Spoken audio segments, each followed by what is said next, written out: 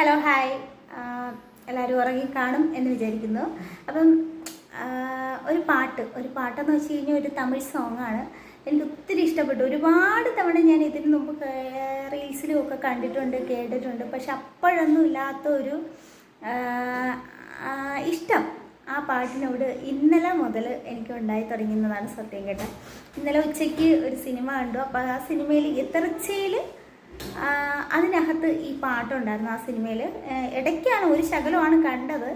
പക്ഷെ അതിൻ്റെ ഇടയ്ക്ക് ഈ പാട്ട് ഉണ്ടായിരുന്നു. അപ്പോൾ അത് വല്ലാത്തൊരു ഫീലായിരുന്നു.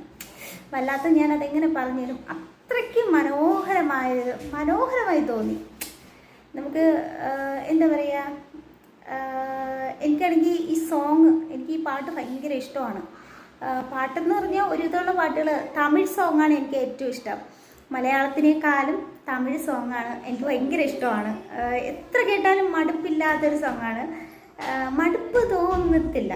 കാരണം ഞാനിങ്ങനെ പാട്ട് കേട്ടാണെങ്കിൽ ഞാൻ എത്ര നേരം വേണമെങ്കിലും ഉണർന്നിരിക്കും.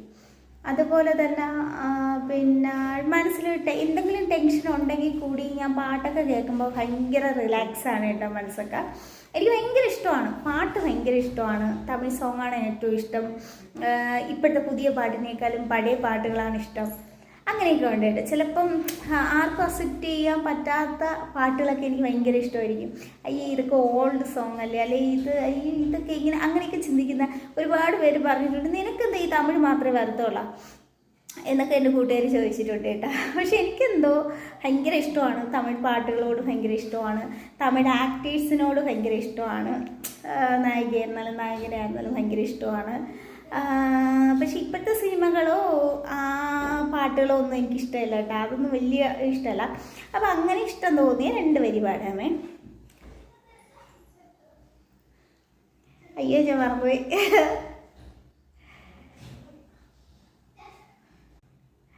കുടിയിലെ മല്ലികപ്പൂ മണക്കുതേ മാനി, എടുക്കവാ തടുക്കവാ തുടിக்கிறேன் நானே, தடுக்க சொல்லி தோணுதே. വരികൾ കറക്റ്റ് ആണോന്ന് അറിഞ്ഞൂടാ. പക്ഷെ എനിക്കത് മൂളിയപ്പം എനിക്ക് പാട്ട് ചിലപ്പോൾ ഞാൻ അല്ലാതെ വീഡിയോ എടുക്കാത്ത സമയത്ത് നന്നായിട്ട് ലിറിക്സ് കറക്റ്റായിട്ട് പാടും. നന്നായിട്ട് പാടുമെന്നല്ല, എനിക്ക് നന്നായിട്ട് പാടാൻ അറിയത്തില്ല. പക്ഷേ ലിറിക്സ് ഒരുവിധം ഒപ്പിച്ച് വെക്കും. പക്ഷേ വീഡിയോ എടുക്കുമ്പോൾ ഈ ലിറിക്സ് കംപ്ലീറ്റ് മറന്നു പോകും. ആരുടെ ബുദ്ധി എന്നൊക്കെ പറയില്ലേ, അത് തന്നെയാണ് സംഭവം. പക്ഷെ